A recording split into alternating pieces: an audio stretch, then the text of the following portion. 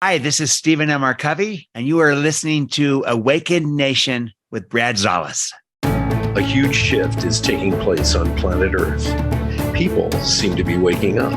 Tired of the way things used to be, they are creating something brand new and changing the world we live in. My name is Brad Zollis, and I get to sit down with the next generation of idea makers, the disruptors, and the game changers. Everyday people, just like you and me, from all over, who are doing amazing things. Welcome to Awakened Nation. Ladies and gentlemen, I have a guest on today that I've admired for a long time. I've watched what he's done, and his smile is contagious. I can tell you that. We have Stephen M.R. Covey on the show today. Hi, Stephen. Welcome. Hey, Brad. Thank you. So good to be with you.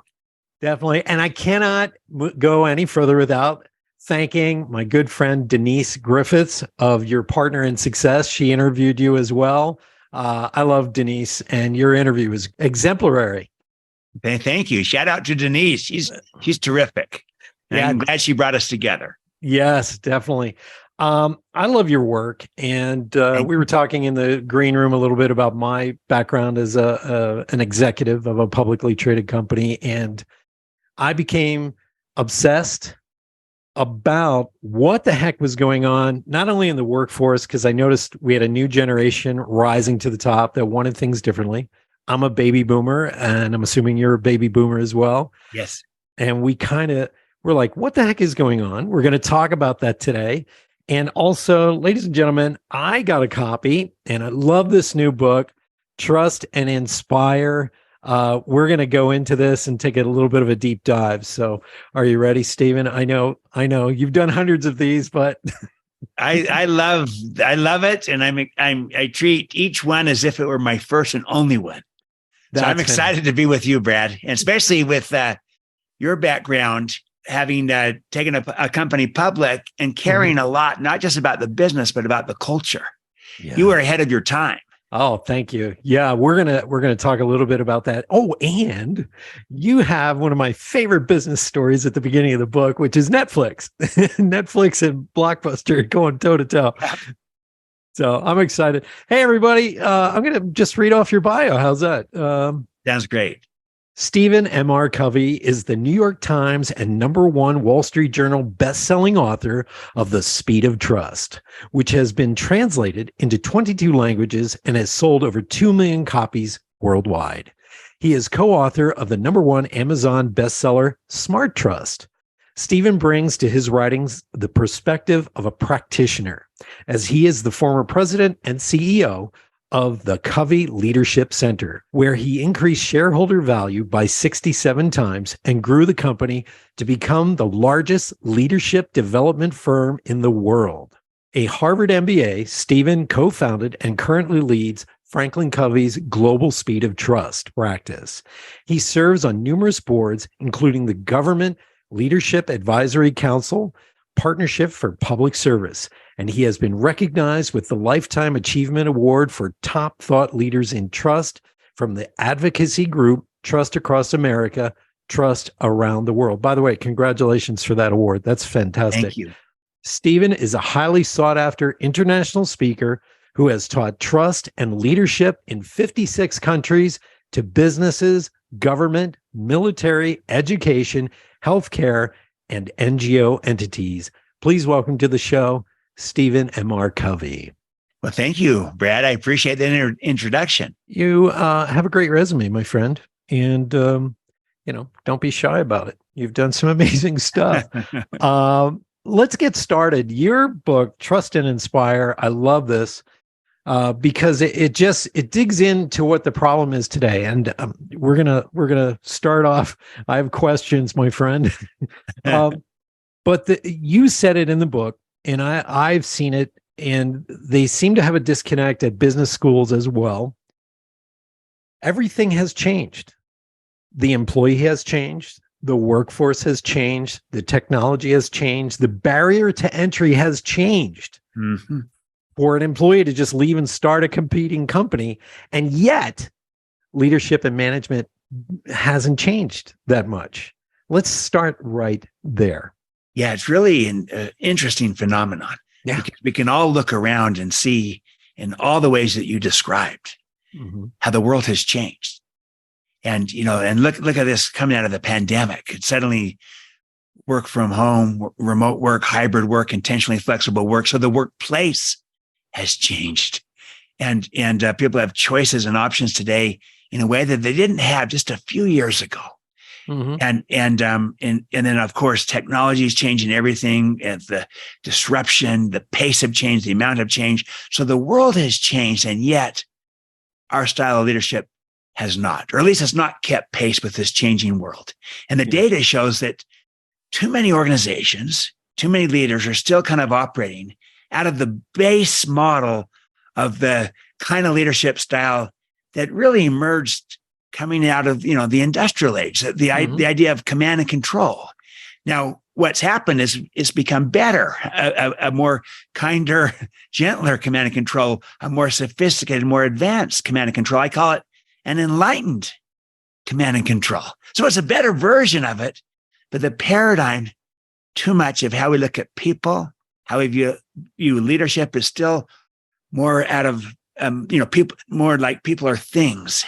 Yeah. And just becoming a better version of that, but it doesn't understand the uniqueness, the distinctiveness of who people are, whole people, body, heart, mind, spirit, with greatness inside of them, and what leadership is. That there's an abundance, and leadership is stewardship, not rights. It's responsibilities, and so we need to see leadership differently and see people for who they are, and lead in a new way. And rather than command and control, I call this new way to lead trust and inspire, in contrast to command and control. That's the idea, is that we need to catch up our leadership style to this changed world.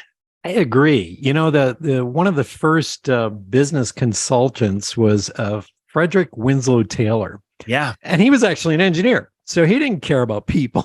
And one of his quotes that drove me crazy, Stephen, is he would say, the average worker is like cattle. That was one of the things he said. And you treat them like cattle. And I'm like, that's still being taught at some of the highest echelons of business in our world today. And you just can't do that. And I specialize in the generational differences. Right. There was a story where a pharmaceutical company hired, I believe it was about 90 interns that were millennials. And they said, okay, after 60 days, we're going to choose a handful of you, and you're going to love it here, and we're going to pay, and you're going to get this great career started. Well, what happened is after 30 days, they all quit. Imagine that, 90 people quit en masse. And one of them wrote a letter to the C-level and said, you people are evil. Okay. This is what the generation does. Whereas boomers, our generation, we would get a job and we'd sit there and we go, I'm lucky to have this job. Let me prove myself. Let's talk about that difference, because you talk about the 5 emerging forces in the book. And one of them, several that stood out, the workforce has changed, the workplace has changed, and your choices have changed. So let's dig into that, because I know we have people listening on my show that are from all generations. And here we go. We're going to show you the generational divide, ladies and gentlemen. Go ahead. Yeah, absolutely. As many as 5 generations today at work, depending on how you want to define it. And the thing is, these generations, especially the younger generations, have completely different expectations of how they want to be engaged, how they want to be led. And there's things that baby boomers in particular, or traditionalists, or even some Gen X, that will kind of accept that this is just the way it is. Right. That yes, business is, kind of hierarchical or top down and the like, and you just kind of deal with a lot of stuff you don't like, and that's just part of it. But some of these younger generations, Gen Z, millennials as well, and then this, I'll tell you what, this upcoming Alpha generation, we're just barely starting to see this. They just won't tolerate this. Mm-hmm. They have a completely different expectation of how they want to be engaged and how they want to be led. I like to put it this way, that these younger generations, they don't want to be managed. They want to be led. Yeah. They want to be trusted. They want to be inspired. And if they are, they'll stay, they'll engage, they'll connect. If they're not, they'll go find a place where they are. They'll leave because they see now that there's all kinds of options and possibilities. I can live here and work there. And so look, if you don't value me for who I am and you don't trust me, then why do I want to be here? I'll just go elsewhere. Yeah. In a way that some of the older generations didn't think this way. We kind of just accepted that this was kind of, hey, that's part of business, part of organizations, that you don't trust your boss.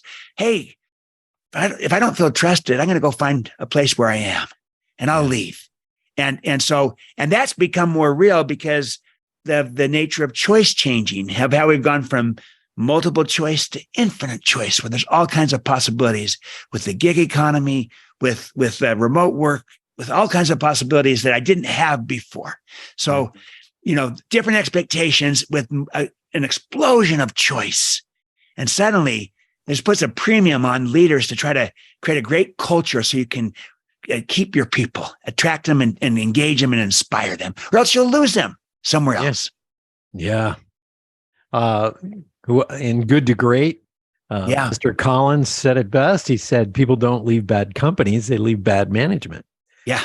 And one of the things that I've noticed is we have to have reverse mentorship in these organizations because there are economies going on that you and I can't see. So as boomers, what did we do? When you drive down Main Street, you'd look and you'd see if stores were packed on Christmas Eve. You could see the economy physically right in front of you. Today, you can't do that. Because, and let me point this out, when Iron Man, let's say Iron Man, the movie came out in, I believe it was 2008. The movie over one weekend made $98 million. Pretty impressive, right? Right. The video game came out the same weekend and it made $200 million. So there's an economy happening right there that we don't see because we're not privy to it. As a boomer, the only way you're going to know about the gaming industry is if you have kids.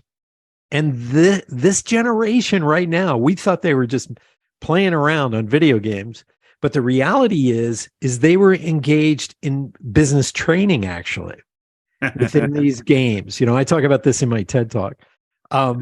There was this hierarchy and stepping up and earning your way, but they were in a digital environment right now. So those of you who are listening, we're talking about a generation now that they can work with this technology effortlessly and at the same time start a business on the side, a side hustle. They're all told to start a side hustle. So they're competing with you and your own organization sometimes. Absolutely. And it's how they think. It's also their skill set. Mm-hmm. And, and then the options, the possibilities are there. And so it puts a greater premium on the need for leaders to try to tap into that creativity, that talent inside of people so that they unleash that within the organization rather than in their side hustle, in their other opportunity that they have outside. I mean, to have them find that their greatest fulfillment and creativity is expressed outside the company rather than within the company, we're losing too much value. Oh, yeah. And I love how Gandhi put it. He said, the difference between what we are doing and what we are capable of doing would solve most of the world's problems. That's a leadership. That's a leadership challenge to all of us. Wow. We've got to tap into the capabilities, the potential, the talent, the greatness that's inside of people. And I'll tell you what, as we do that, if people feel like they can find their voice within our organizations, that they can really develop their potential. And if we can, as a leader, become the catalyst that sees and communicates and develops and unleashes the greatness inside of people, then that's when they choose to stay and give everything they can. They become not just engaged, but even inspired. And they do it within the organization as opposed to feeling like they have to go elsewhere to find that opportunity. What a difference. And that's a leadership opportunity and challenge. I actually love it. I think it's so much better. When you and I were growing up, it was more along the lines of, earn your way. There was no mentorship.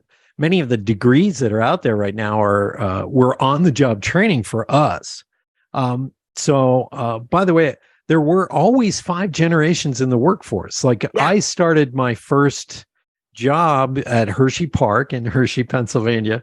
At the same time, my grandfather was just starting to sell real estate, in his late 60s. So it was always there. But here was the difference, ladies and gentlemen. We all assimilated into the thinking of the previous generation, our grandparents, they pretty much had this attitude that eventually you'll get a mortgage, you'll have a minivan, or back in our day, it was a station wagon. You'll have 2 kids and you'll be exhausted just like the rest of us, and you'll learn. How many of you had your adult kids call you up and say, Dad, I'm sorry. You were so right. I was in pain when I was a kid, Well, now we have a new generation, 2, actually, 3, really. Gen X actually listened to all the rules that baby boomers laid down. They showed up at work on time. They wore the suit. They did everything according to boomers. But they also have this wonderful sweet spot where they were raised on video games and technology. So they are the great communicators between the 2 generations. Between boomers and millennials lies Gen X. They are your safety net. But let's talk about this, because let's say you're listening and you're a baby boomer leader, or even a Gen X leader. You've been taught to, let's say, why should I thank this person? Or why should I mentor them? Or why should I get involved like this? What are your first steps in changing that paradigm in our heads to really get in there and inspire the workforce culture, to really get these people to shift from, paying attention to their side hustle and getting excited about the work they're doing? Well, it's some of the data and the research that came out in this Trust and Inspire book, that if you look at the data of what it is that people want today, I look at the Zenger-Folkman study that looked at 16 different competencies that people would like to see from their leaders. So all these different possibilities of what you want to see from your leader. The number one competency that people wanted to see was a leader who inspired me, a leader who inspires me in current tense, a leader who inspires me, that I want to be inspired, and too many choices and options. So I want to be inspired. And so that idea that if you just kind of look at the data, how you get into this is to recognize we don't see the world as it is. We see the world as we are. Our head creates our world. So what if we could get into other people's worlds? What do they want? They want to be inspired. And I've learned this. It's not just the younger generations that want to be inspired. They clearly do. The reality is every generation wants it. It's just that the older generations are more tolerant of being uninspired, but they still want to be inspired. But the younger generations really want it. And if they're not, they're going to go elsewhere. And so the idea that, okay, they want to be inspired. So my job as a leader, among other things, is to inspire. That's kind of a paradigm shift, because we've too often conflated inspiration with charisma, thinking, well, to inspire, I've got to be charismatic. And they're different. They're not the same. I mean, think about this, Brad. I know some people who are charismatic, but who are not inspiring. And I know others who no one would describe as charismatic, but who are extraordinarily inspiring because of who they are, how they lead, how they connect, how they care, and how they connect people to purpose and to meaning and to contribution. And the idea is that everyone can inspire. It's a learnable skill. So we can be that bridge, and we can bring what every generation wants, especially the younger generations, which is purpose, meaning, and contribution, to be inspired. And we can be that leader. Wow. You said a mouthful, man.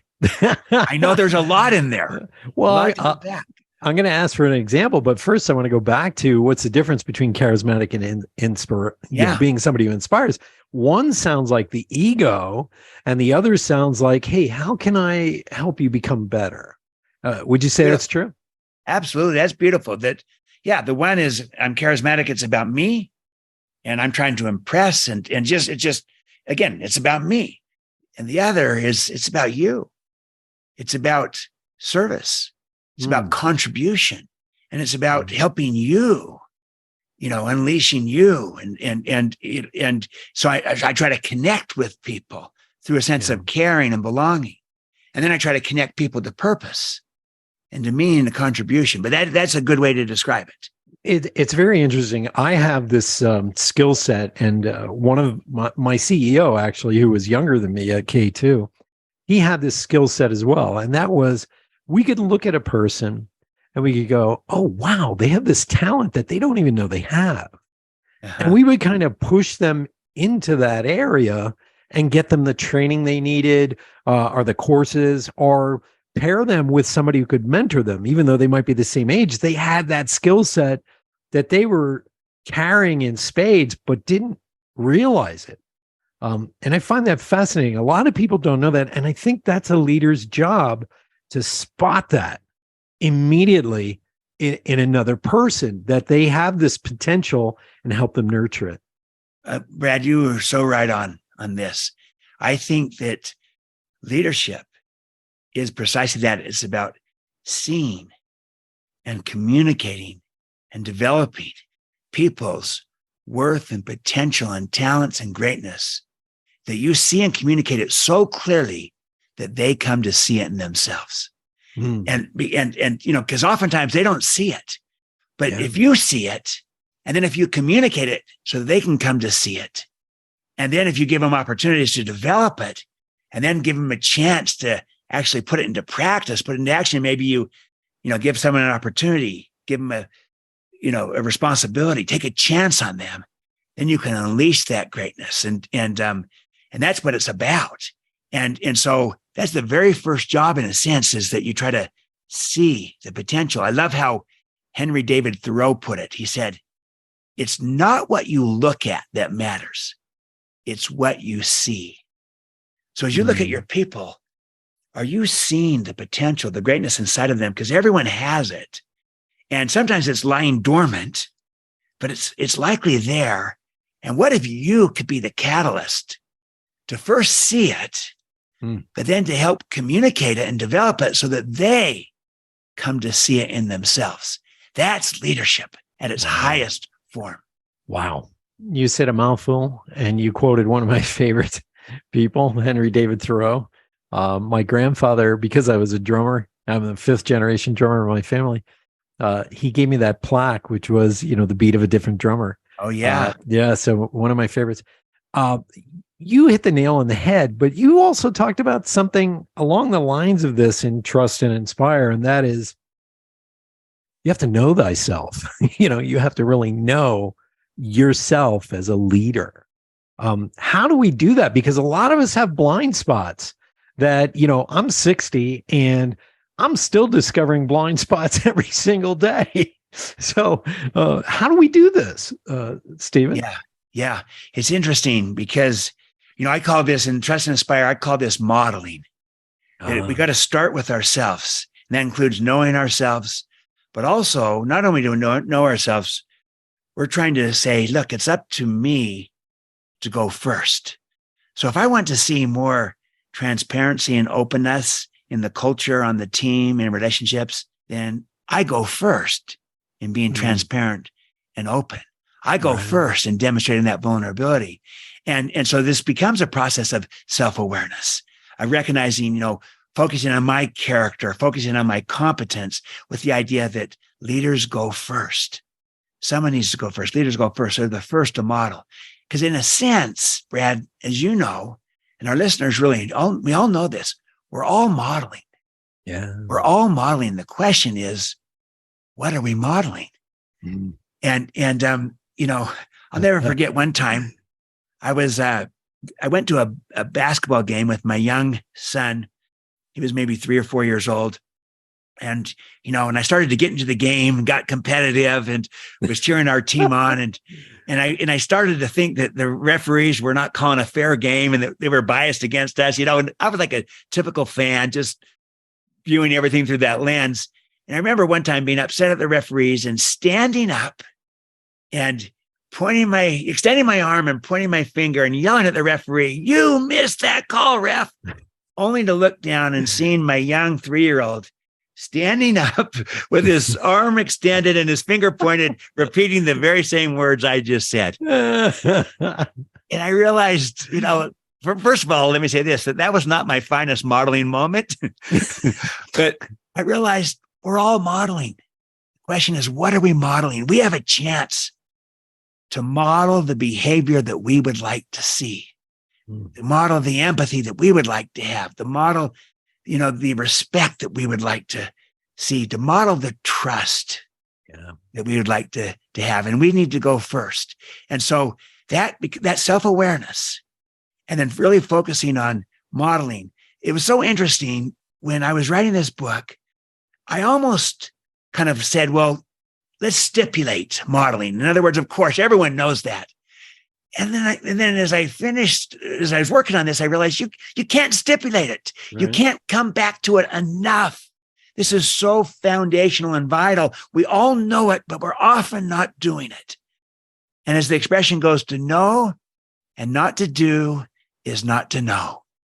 So we need to come back to what we kind of all know and say, we go first. We are a model.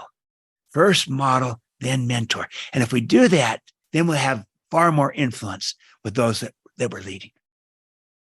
Conscious competence. Absolutely. Yeah. We all know this, but we got to do it. It's so funny that you brought this up. Let me ask you this, because, when a business is having financial trouble, this is all great when things are going smoothly. Right. But when the, how should we say it, hits the fan. Yep. We have a clean show here.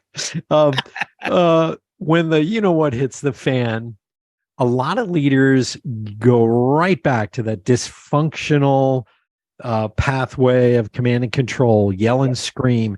If you don't do it, get out of here. It's like, Ponzer, I need that package in Peoria overnight, that stress level. And we wind up burning out our superstars with that kind of management structure. How do you get leaders, Stephen, to step back and not fall into that old paradigm, that old shift when, things start going badly? Yeah, it's a great question, because it can happen to all of us, including myself, that, when the stress is on, when the pressure's there, quarterly earnings, the time, it's coming up on us.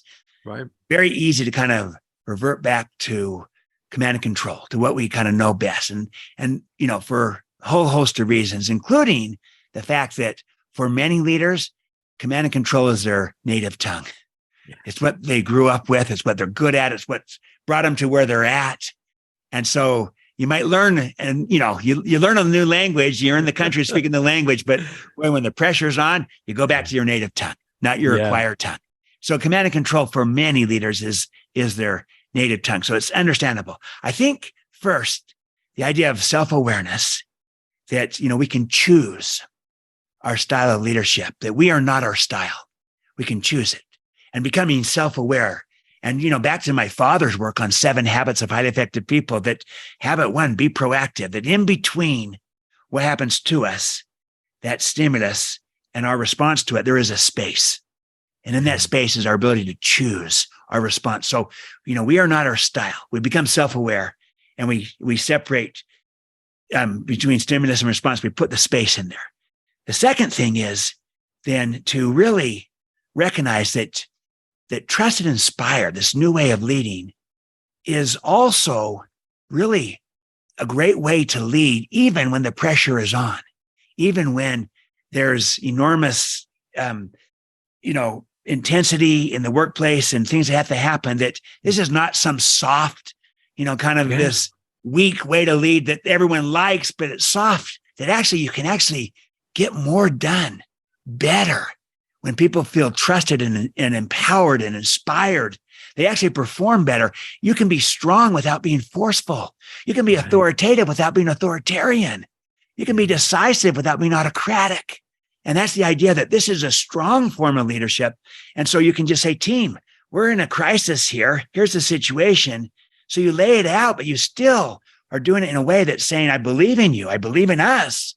And here's our situation, our context. And rather than me kind of just ordering you around, I'm going to say, let's come together, but here's our context. We got to move and move fast on this. So it's a third alternative. The idea that we can be very decisive without being autocratic in Trust and Inspire.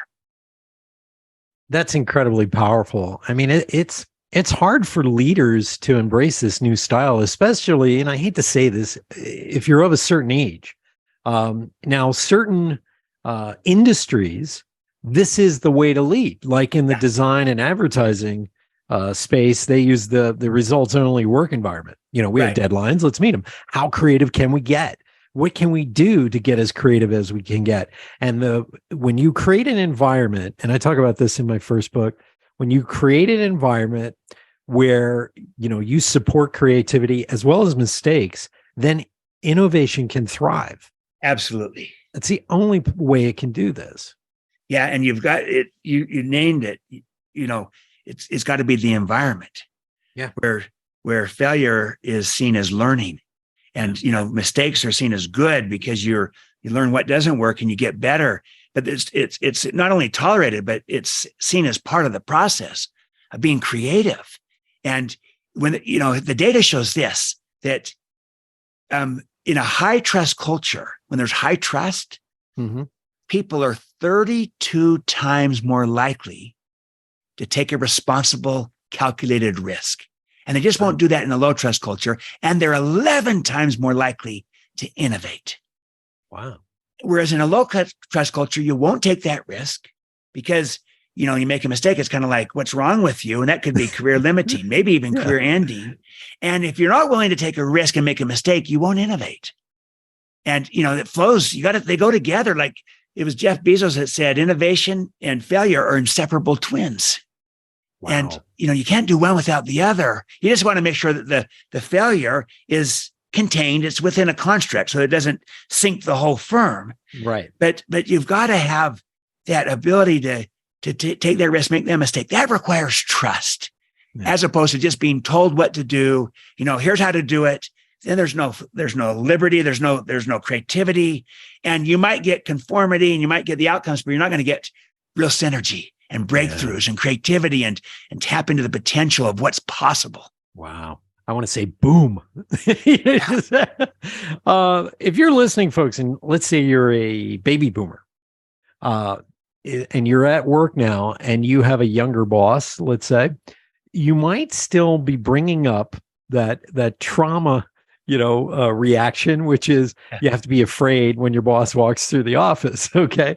We all have that still where we're trying to prove a point. And so we have this sort of, okay, I have to be perfect and I have to do a great job. That's running in our heads. But I want to get to this word, and Greg Link was on, I interviewed him as well when Smart Trust came out. The word trust, this is something people can, especially in C-levels, they can just, read over that and go, eh. The reality is you've broken down why people stay at a company. You've broken down what the real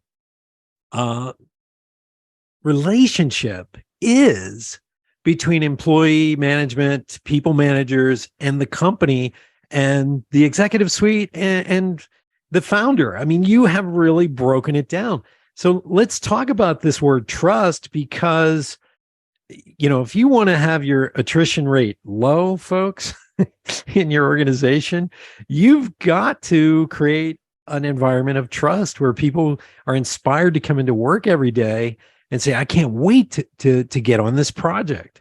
Am I right? You're absolutely right. And Brad, the data on this is overwhelming. And it makes sense because, again, people don't want to be managed. People want to be led. They want to be trusted. They want to be inspired. So here's some of the data that, first of all, the data shows this, that if you trust your immediate supervisor, your boss, so to speak, if an employee trusts that person, then they are their engagement is 13 times higher than if they don't. And also, if you have a high trust culture, this is from the Great Place to Work Institute. Let's just take millennials. You're 22 times more likely to have them stay and be part of it. If there's a low trust culture, they don't feel trusted. They're going to leave. Right. If there's high trust culture, they like that. They respond to that. To be trusted is the most inspiring form of human motivation. It brings out the very best in all of us, but also there's a reciprocity of trust. Right. In other words, when you give trust to people, they tend to trust you back. And when you withhold trust, they tend to not trust you either. And so we really tap into what's possible. And it's as simple as saying, if we can build trust in the relationship and on the team and in the culture, we'll bring out the very best in our people and in our team. We'll perform better. We move faster. There's greater energy, greater joy, wellness, well-being, but also creativity, innovation, commitment, passion. And I'm going to even say fun. All flows from trust. It's really the one thing that changes everything. That's why in this new book, Trust and Inspire, I point out I already gave you the first stewardship, which is the modeling. Right. Your second stewardship is to trust, to be trusting, not just trustworthy. That's modeling, but to be trustworthy. But we also, as leaders, need to be trusting of our people and of our teams in order to have trust. Because you could have two trustworthy people working together and yet no trust between them, even though they're both trustworthy, if neither person is willing to extend trust to the other, to give it. So you got to be trusting as a leader, go first. And that unlocks the creativity, the innovation, but also it engages people and it inspires people and they want to be there. They want to stay. They perform better. So every arrow goes the right direction when we start with this trust in a smart way, not a blind trust, but a smart trust. Yeah. Hey, could I give a little story about that? No, please go ahead. So I was just a couple of months ago in Metzingen, Germany, with Hugo Boss, and this was the great fashion retailer, global company, brand new CEO. I guess not brand new. He's Daniel Grieder has been in place for 2 years, but when he came in as the new CEO of Hugo Boss, he's brand new. He comes in, he meets with this top leadership, the 100 or so top people, and he says to them, "Look, you don't know me. I don't know you yet. We're going to get to know each other. So we can spend the next year getting to know each other and decide whether or not we can trust each other. And we'll waste a year. Or we can, from the very beginning, choose to trust each other and we'll immediately move fast and be able to operate on our strategy and our plan." He goes, "So I want to tell each and every one of you here today, I trust you. I trust you. Trust me back, please. Let's go fast. We can create a whole new culture." So he went first. And his starting point was, "I'm not going to wait until you prove to me that I can trust you." He's saying, "Look, you've been hired by Hugo Boss. We hire great people. My starting point is, I trust you right out of the gates." This was not necessarily what the culture was like before, but he comes in and just immediately shifts. He goes first. He extends that trust. People were inspired by it and they reciprocated and returned it. And he told me just 2 months ago that they're on a 5-year plan. They're only 2 years into it. And yet they're the equivalent of year 4 of that plan. They're 2 years ahead of plan. Wow. Because they had the speed of trust operating and he went first. He modeled it. That's fantastic. That's a great story. Yeah. Real time. I like to, we talk a lot about ROI, but this is ROR. It's the relationship, results on relationship, ROR. And by just saying, hey, let's get this mishigas, let's use a Yiddish word, out of the way, which is, okay, let's prove ourselves to each other. Let's just assume we're professionals here. I trust you. You trust me. Let's get on with the work that needs to be done. What a great story. I love stuff like that. Yeah. It's simple, but just not easy because you say, well, there's some risk to that. Yeah. Well, but there's a risk not to do it. Yeah. That was his whole point. We'll waste a year. We could go fast now. especially in German culture. I have my grandfather was German. So, you look at the culture sometimes when you enter it, and how can you reach people? What's the communication accident? I've found a few accidents myself. When I first started doing keynotes based on my book, Liquid Leadership, all the boomers would sit in the back of the room, especially executives, and they cross their arms and they go, this generation needed to be paddled. That's why it's not working, blah, blah, blah, blah, blah. So I was having an intellectual discussion and it wasn't working. I mean, it was horrible. You would have been in the back of the room, Stephen, and you would have said, okay, let me coach you through this, because it was painful. Every keynote speaker has to bomb till they figure it out. And what I figured out is toys. I started to go after the parent conversation. Interesting. And so what I did is I started to come out and I go, well, so what changed? I used my dad's generation. My dad was the first generation born in America from Hungary. And he was, he didn't care about my feelings. Okay. So I talked about what changed, and I pull out a GAF Viewmaster and I would go on stage. I go, this was the most interactive device that a baby boomer could use. And then I show a Nintendo 64 right there. And I would go, anybody born after 1984 is using this. And then I ask all the people who are out in the audience, I say, how many of you still play video games? And most of the audience that is 45 and below raise their hands. And I say, keep your hands up. Boomers, look around. And they're sitting there astounded that these adults, some of them their own executives, are playing video games because we were taught they're kids' games. That communication right there, Stephen, it made people sit forward immediately and go, oh, so that's what's changed. I want to ask you, what happy accidents have you found in your trainings, your communication, and working with these companies? You just talked about the CEO, the new CEO of Hugo Boss in Germany. What other stories have you come across where it's like, oh, that aha moment happened? Yeah. Well, I've had a variety of different ones. One is you look at this idea that the expression is that millennials are the purpose generation. That's, they want purpose. And so, you know what? They do. But the discovery is that so does everybody else. The millennials are the ones that are, that are communicating that, but everyone wants purpose. It's actually the secret sauce. I worked with Kathleen Hogan. She's the CHRO of Microsoft.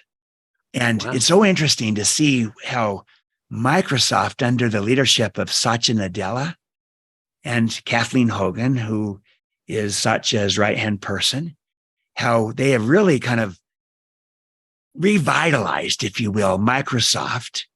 That was when Nadella got in place as the new CEO. Microsoft was always big and had a big brand and name and this and that. But at the time, they were kind of starting to lose some of the talent. People were leaving, and they're not innovative very much anymore at the time. And their culture had become internally kind of competitive, even cutthroat. Nadella comes in, different kind of leader, different kind of leadership. And there was kind of two mindsets here that were really breakthroughs that he had, and also that I have had time and again. The first is the idea of having a growth mindset for everyone, not just for the so-called high potentials, but for everyone. Have a growth mindset, seeing the potential, the greatness inside of everyone, so that now you're trying to tap into that. And the second was trying to connect to purpose and to contribution, not just for the millennials and the purpose generation, right, but for everyone, that everyone wants purpose. And so they came up with their language for it was model, coach, care. And it was all about how to tap into the potential, the greatness, the talent inside of people. And to me, it's a perfect perfect match with the 3 stewardships in Trust and Inspire, which is modeling, trusting, inspiring. Because, modeling and model is the same. Trusting, and when you trust people, then you move from a manager into a coach. And when you inspire, you're inspiring how? Through caring, but also through connecting people with people through caring, but also connecting to people to purpose and to meaning and to contribution. And those insights of everyone wants purpose.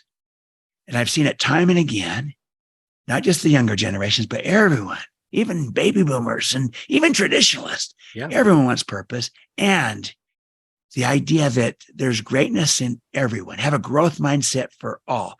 The greatness might be lying dormant in some, but it's there. And if you have that mindset, you begin to see it in a way that you would never seen it if you don't have that mindset. Those 2 breakthroughs I've seen time and again as I work with organizations all around the world. That's incredible. I love your stories. I love what you're doing. Ladies and gentlemen, pick up a copy of Trust and Inspire. The subtitle says it all: How Truly Great Leaders Unleash Greatness in Others. Fantastic book. And by the way, thank you for the signed copy. I do really appreciate it. Absolutely, Brad. This is going to be prized on my shelf. Thank you. I really appreciate it. How do we get a hold of you, Stephen? What's the best place to find you, especially if people want to have you come in and coach an organization?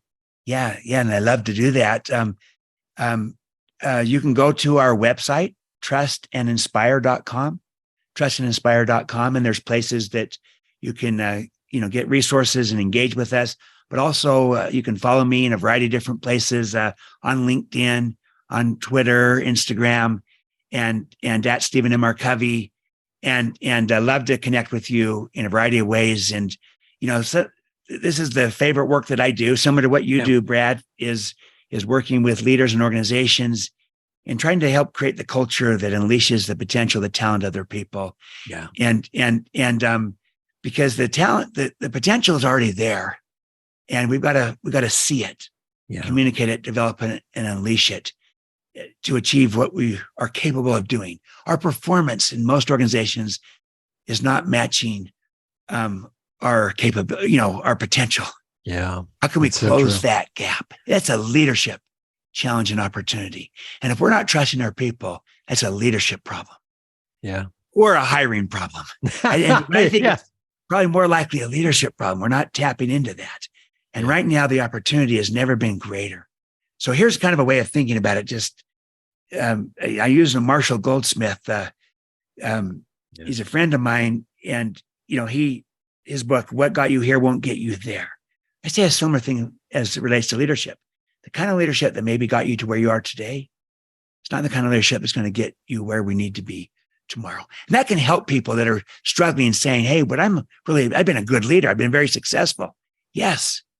And we want to stay that way as we go forward in this new world of work with a new generation, new generations of workers with completely different expectations and with new choices. And we are not our style. We can change our style. We can choose it differently and stay relevant in a changing world. And command and control is not going to work anymore, but trust and inspire can and will. And we can become trust and inspire leaders. We're all on the journey. Wow. Boom. Thank you, Stephen. That was great. It's the best way to put it. Leadership has got to change. It has to. To address this new generation. It's phenomenal. And the new world of work. Yeah. Both. Go to trustandinspire.com, ladies and gentlemen, and also pick up his latest book, Trust and Inspire. I've been enjoying this because you got some of my favorite companies in here, including Netflix, which we'll talk about in a minute. Right now, I like to do a lightning round so my guests get to know you better. Okay. So I'm going to ask you 3 questions and answer them the best you can. Okay. You ready? You on the edge of your seat? When you're at home, what are some of the things you might do that might surprise people that we don't know about? Well, my kids and my grandkids, I'm going to add now, are my hobbies. And so So I do, I mean, I like a variety of activities, but my favorite thing is to do things together with my family, with my children, with my kids. And I thought that maybe, you know, because I'm an empty nester now, I thought that maybe when the kids got out that I would kind of completely shift gears. I still love to do things with my wife and go places, but my greatest joy, my greatest satisfaction is in my kids and with my kids. And I still find myself spending time doing things with and wanting to be with my children. I still want to give them as much space as they want. And I got grandchildren and they used to be spread throughout the country, but now they're closer to where I am. And that enables us to do more things together. So that's where I find my greatest joys and satisfaction and energies are with my children and grandchildren. That's fantastic. My second question is, what's your favorite memory? My favorite memory is of being with my family, with my dad, my mom, my siblings at our family cabin that's been in the family for 4 generations up in Montana, where we would go up in the summers and spend time. And I remember those times distinctively. And we've continued that tradition. And now we've passed it on. And now I go up with my children and grandchildren. And I also have my siblings there and my nieces and nephews. So they're my kids' cousins. And we continue to have these family traditions. They're my earliest memories. They're my favorite memories. And they are memories that are rekindled because they continue as we go to the next generations with those. So that's what pops into my mind. It's family, it's togetherness, it's gathering, and we gather around a place, and that is very meaningful to us up in Montana. That's beautiful. I can picture it right now. I really can. My third and final question. Everybody knows that your father is known for, Stephen Covey, is known for the 7 habits of highly effective people. What do you miss about your dad or your mom? Either one. Well, they're both magnificent people. They were, and I miss their constant affirmation. They both were affirming of me and of everyone around them. They believed in me. They believed in all of us, and they affirmed us. They affirmed me, and would see my potential, my greatness within me, and help me come to see it. And they believed in it me so clearly that I came to believe it myself. That's really where a lot of this trust and inspire construct came from. Is as I look back now, my interaction with my dad and with my mom, and my dad and what he wrote about in 7 Habits, the green and clean story of him having to teach his young son how to take care of the lawn to be green and clean. I'm that green and clean kid. And it really was a trust and inspire story where he believed in me. He trusted me. He helped me come to believe in myself. And as a 7-year-old, I rose to the occasion and became responsible and took care of the yard. And he brought out something in me I didn't know I had in myself. And it really was the first imprint in my mind, but it was one of affirmation and a belief. And I think that that's what leadership is all about, is seeing and communicating people's worth and potential so clearly that they come to see it in themselves. I learned that from my dad and from my mom. And that's maybe the greatest memory. I'll add one more thing about my dad that our listeners might find interesting. My dad, great teacher, great author. And I will say this, that as good as my dad was in public, as a teacher, as a speaker, as an author, and he was very, very good, he was even better in private. As a husband to my mother, as a father to us kids. He was who you thought he was. Some people can get in front of an audience and just dazzle them with a great presentation. And then they walk backstage, off stage, and they're like a different person. Well, my father, he was good on stage, even great. And he was infinitely better off stage with how he treated everyone. from the important person to the person that did the AV and mic'd them up. He treated everyone with such dignity and respect, and he tried to believe in and affirm everyone. I can't tell you to this day how I have people, as I go out and give presentations, and they said, you know what, I helped your dad 20 years ago. And I'll never forget how he looked right into my eyes and said, you know what, you are a person of great worth and potential. I can see it in you. And the person would say, I never had someone treat me with such dignity and respect, but I believed him. I looked right into my eyes, into my soul. I felt this happens frequently with me. And I realized how what I was feeling and experiencing from my dad, others were too, and even limited interactions. He was who you thought he was. And that was the greatest source of his power. So as good as my dad was in public, he was even better in private. He was the real deal. Stephen, that just touches my heart because, in this industry of speaking and coaching, it is just such a beautiful story to hear that the man we saw on stage is the man we see off stage. And you're a result of that. And I love that story. Thank you so much for sharing. Thank you for being a guest here on Awakened Nation, my friend. I really appreciate that you took the time out to be here. Absolutely, Brad. Thanks for hosting me. I love what you're doing, the work you're doing, the impact that you're having, this whole podcast. I'm really honored to have been part of it. Thanks for inviting me. Thank you, my friend. I appreciate your kind words. And thank you for the copy of the book. That really touched my heart when I got it in the mail. Thank you so much. You are welcome. Honored to be with you. Thank you. Same. Hey, everybody, tune in next week. Once again, we're going to have another extraordinary guest here on Awakened Nation. Take care, everybody. Bye-bye. Thank you so much for being a big part of the Awakened Nation movement. This is how you can help me and our extraordinary guests. If you guys enjoyed this episode, please share it out on Facebook, Twitter, and Instagram. And let's grow this movement by word of mouth. Our success will be because of you. Thank you, and see you next week.